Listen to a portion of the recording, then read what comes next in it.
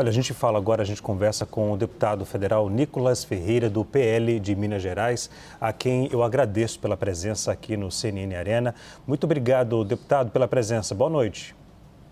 Boa noite, Leandro. Boa noite a todos os telespectadores aí da CNN. Deputado, o senhor publicou um vídeo esta semana que viralizou, né? Eu recebi o vídeo em vários momentos, né? E ouvi críticas por parte do governo em relação ao seu vídeo. Como é que o senhor explica essa crítica aí? Como é que o senhor recebeu as críticas do governo federal e depois a decisão de revogar a medida? Pelo visto, o governo do PT tem muita dificuldade em lidar com a verdade. Afinal de contas, eu inclusive no vídeo falo que o Pix não será taxado, mas não duvido que possa ser, e mostrei um histórico disso, como por exemplo a promessa da picanha, que até hoje não veio, como por exemplo a promessa de não taxar as compras da China e estão sendo taxadas, e também a promessa da isenção de imposto de renda também não veio. Ou seja, há um histórico do PT de fato de enganar as pessoas. O vídeo ultrapassou 220 milhões de visualizações. Isso é muito mais do que um número, Leandro.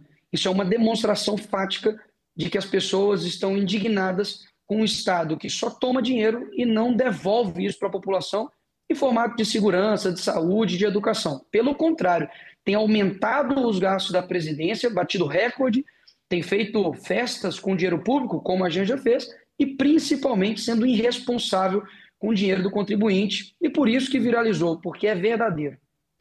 Agora, deputado, autoridades falam que devem abrir um inquérito para poder investigar parlamentares que divulgaram fake news. As autoridades não citam os nomes dos parlamentares. O senhor acredita que pode ser investigado? Eu estou sendo investigado porque eu chamei o Lula de ladrão. Ou seja, inquérito por inquérito, abrir mais um para mim é entrar na fila. Afinal de contas, se você é honesto aqui nesse país, a chance de você ser perseguido é gigantesca. Agora, saudades, né, de quando o Ministério Público Federal, de quando a PGR, de quando o STF se preocupava em investigar a facção criminosa, se preocupava realmente em olhar a corrupção que acontece dentro da política, as malas de dinheiro que foram encontradas, por exemplo, com o Guedel. Saudade de quando, de fato, os criminosos eram os criminosos e não quem faz um vídeo com um fundo preto sem gastar um centavo de dinheiro público e simplesmente tendo ainda que combater ainda mentiras e ataques por boa parte de uma imprensa que é comprada por esse governo. Deputado, o senhor apresentou, se não me falha a memória, o senhor e mais outros dois parlamentares apresentaram um projeto de lei, é isso? E também uma ação do Supremo Tribunal Federal sobre o caso da Receita? Nós estamos elaborando uma ação de controle de constitucionalidade juntamente ao PL Nacional. É uma peça elaborada, mas, visto a revogação, de fato, não perde-se o mérito, né, nesse sentido. Tínhamos também outras PECs, inclusive uma outra PEC, né, que abrange também a questão do Drex, que há um intuito, sim, pelo que a gente está vendo, de algumas pessoas de acabarem, né, com o papel moeda físico.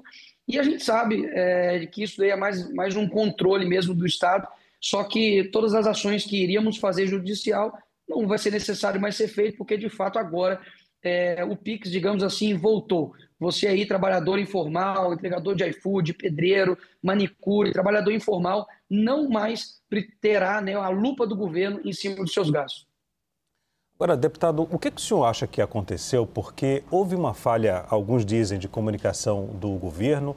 O próprio governo fala que não, que a oposição que disseminou fake news nas redes sociais, e isso fez com que a população não entendesse o que estava acontecendo. A população ficou em dúvida porque se a informação era de que a Receita Federal iria monitorar a movimentação financeira até R$ 5.000, a população ficou com receio de que caísse na malha fina e no futuro poderia aplicar uma multa da Receita Federal, né? E isso não foi esclarecido.